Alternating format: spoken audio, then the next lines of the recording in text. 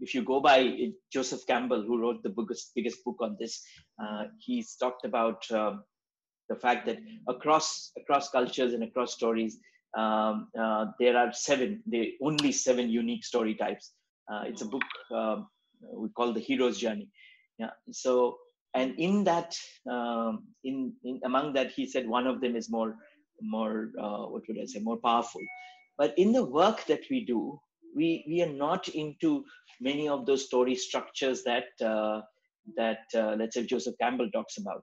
In the work of leadership storytelling or sales storytelling, we are talking about just taking experiences and sharing them. And the usual story structure for that is a story mountain. You don't even have to learn that.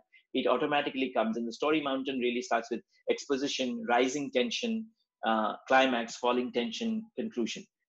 But that's what any which way any story would have.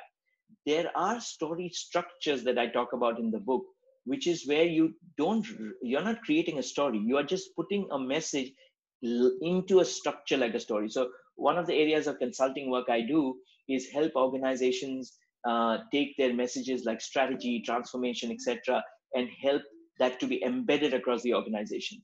And what I then sit and do with the team is I take their sort of message and craft it in like a story. So I don't write a story about the strategy. I write the strategy like a story. So if you take the basics of stories and then take your message and craft it like that, that's all you need to learn when it comes to business storytelling. Yes, if you're trying to do presentations or speeches, you could use many of the other story structures.